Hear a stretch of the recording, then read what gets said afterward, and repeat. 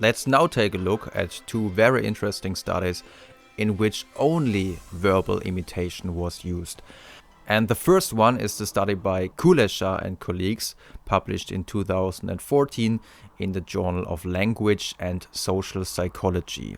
The title of the study was The Echo Effect, the Power of Verbal Mimicry to Influence Prosocial Behavior. Participants in this study were 330 customers of a currency exchange office who of course did not really know that they were participating in a study.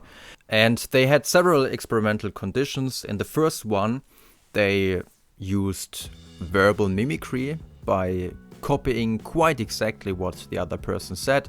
Like, for example, the other person said, transaction exchange of $1,000.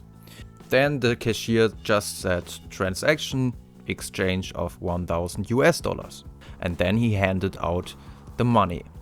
In a second condition, they used paraphrasing, which meant that they just changed the order of the words, for example. So, for example, if somebody said transaction exchange of $1,000, the cashier said transaction $1,000 exchange. In a third condition, which was called the dialogue condition, the cashier was told to use the same number of words, but with a different content. So, for example, if somebody said, again, transaction exchange of $1,000, he might have said, the currency exchange rate varies lately. And then there might have been a little interaction between the two. And as we know from previous studies, as soon as there is a little dialogue between two people, people also often tend to become a bit more helpful, which we will see in a minute as well. And in a fourth condition, which was a control condition, the cashier just answered with short questions. So if the other person said transaction exchange of $1,000, he said, for example, okay or right away. In the last condition, which as well was a control condition, he didn't say anything, he just did his job. And the big question was, how much would the participants afterwards spend for a charity organization? Because after the transaction, the cashier asked them whether they would be willing to donate a little bit of money for a student named Matteo, and the money would directly go to the Sunshine Foundation, which actually exists, and all the money they collected in this study was also spent to this charity organization. When we take a look at the results, we see that in the control condition, in which the cashier said nothing at all during the transaction interaction, only 49% were willing to give a little bit of money. Whereas in the second control condition, in which he was a little bit more friendly and he said okay or right away, there about 67% made a donation. In the dialogue condition, in which he used the same number of words, but he didn't actually mimic their behavior, about 80% made a donation. Whereas in the copy and the paraphrase conditions, in which he either directly copied the wording or he paraphrased the wording by changing the position of the words, the willingness to donate a little bit of money was the highest.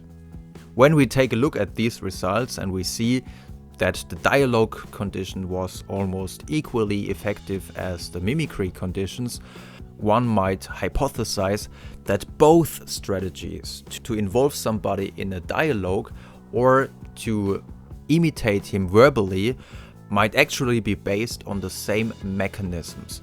So maybe both strategies lead to the conclusion that we feel connected to the other person. And therefore, it's interesting to take a look at the next study, also published by Kulesza and colleagues in 2016 in the Journal of Language and Social Psychology. And the title of this study was The Conversational Chameleon, an investigation into the link between dialogue and verbal mimicry. And the big question of this study was indeed, are both techniques the dialogue involvement technique and the verbal mimicry techniques actually may be the same. And therefore they used a quite similar scenario like in the previous study, because this time the participants were 180 customers of a kiosk where you could buy, for example, bus tickets or newspapers. And again, at the end of the interaction, the participants were asked to make a donation to a charity organization. In one condition, they used verbal imitation.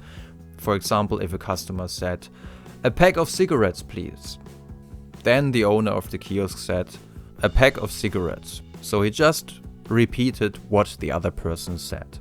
In the dialogue condition, he began a little talk to the other person.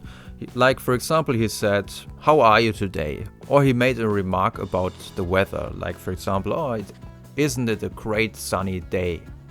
And in a third condition, they used both techniques together. So first of all, the wording of the participant was copied. When he said, "A pack of cigarettes, please," he said, "A pack of cigarettes." But then he also started a little conversation by saying, "It's really hot today, isn't it?" In a control condition, none of the two techniques was used. When somebody said, "Can I have some cigarettes, please?" he just said, "Okay." And then afterwards, just like in all conditions, the person was asked whether she or he would be willing to give some money to a charity organization. The results were quite impressive, because whereas in the control condition only 50% were willing to spend a little bit of money, in the dialogue and the mimicry conditions, the willingness to spend money was already much higher. In the dialogue condition there were 80%, whereas in the mimicry condition there was 77%. But the strongest effect was indeed observed for the combined group, in which both techniques had been used together. In this group, 93% of the participants gave money to the charity organization.